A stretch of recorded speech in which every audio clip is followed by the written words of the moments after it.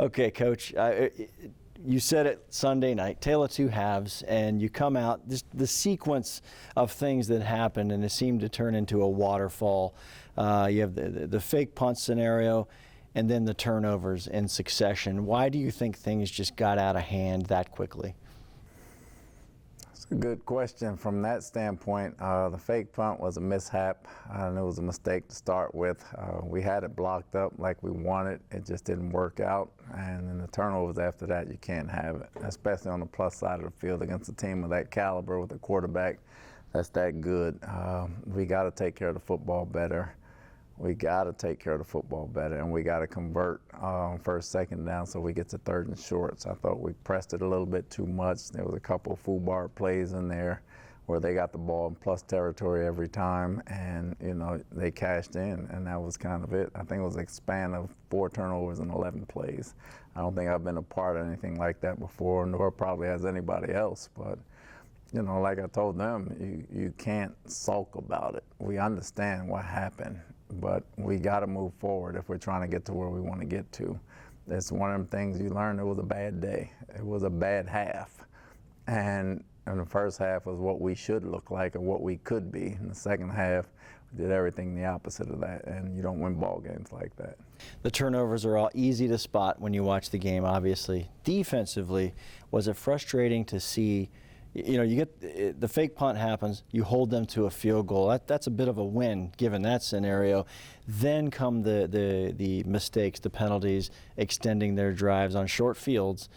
Personal foul comes into play. How frustrating was that to see from your defense? That was frustrating because one of them was 4th down, and I think he scrambled and ran all the way back to about midfield. We had him out of field goal range and everything. That one was frustrating.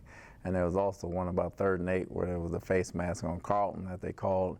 That gave him another first down that we could have held him to 3 or no points one time if we would have got him at the 50, and 3 points to the time if we would have got him before the markers where Carlton's face mask occurred, and that would have been big in the game also. So they played hard and they played good, but the penalties at the wrong time to convert some of those red zone drives and extend them was tough.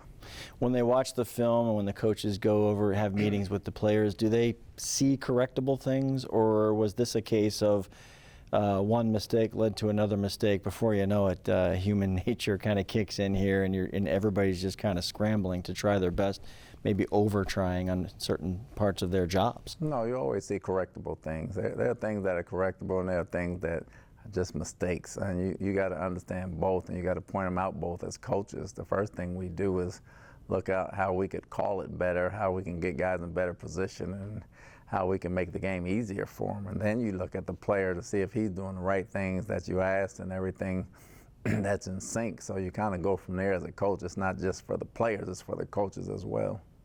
First half, you said, this is what we can be. This is what we can do. What went so right early on in that game? Defensively as well. We talked about the 17 points, but you guys got an interception and then a sack on 3rd down to start the game. And I believe that was 10 points right off the bat for you guys. We did.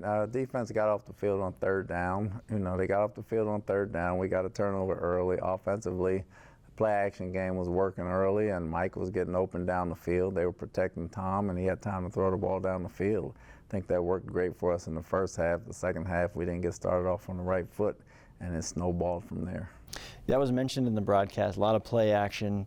Was that specific to what they do defensively, or is that something that you think you guys moving forward can do effectively in these final few weeks? Well, we'd like to do that effectively in the final few weeks. It's not just something that from that game. We were very good at it when we do it. We just got to do more of it. And I think that showed up yesterday in the first half. And also in the first half, it was a bit of a, we welcome back Mike Evans to the stat sheet. And I say stat sheet because Mike's always been there. He's a tough guy. He's doing things away from the route on offensive plays. But now the connections seem to be back that we've asked about for weeks. But, is there something that's off between Evans and Brady? Seemed to be on Sunday. I don't think it was off. You know, the past few weeks they've been doubling Mike a lot, and it's been hard to get the ball to him that way. Even when we moved him around, Cincinnati opened the game up, and they were singling him or playing zone behind him, and they were allowing him to run free, and he got free. He got free quite a bit. The second half, they tried to double him a little bit more, but you know, it was not a connection of being off. When you're doubling a guy and he's not open and he can't get open, you know, you got to go elsewhere with the football. In this game, we tried to shake him loose early, and he did some good things. All right, this week, it's Christmas week, a lot going on. You're going to travel Friday, correct? So you'll get your regular work in, then get out a little bit early, just acclimate a little bit.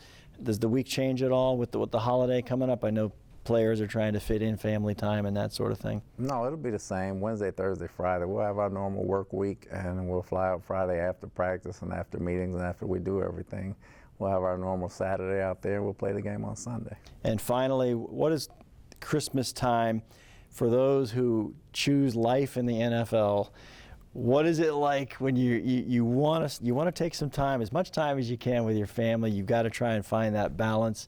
And how have you done it over the years? And how do you recommend to the younger players? You know, listen, you've got to have this day. You've got to set time aside and make it special for your family. Well, it all depends on what day it falls. You know, this week it falls on a Sunday typically, so you try to make sure you got all your shopping done early. That's the number one thing. If the family's taken care of from the shopping standpoint, you can survive everything else, and you just have to figure out a day when to celebrate Christmas. Probably, we're going to Arizona, so probably on the 23rd or the 26th when I get back. But everybody will get up in the morning and open their gifts, and we're all kind of grown now, so they'll open their gifts and go right back to bed. So we'll try to do something like that Thursday or Monday.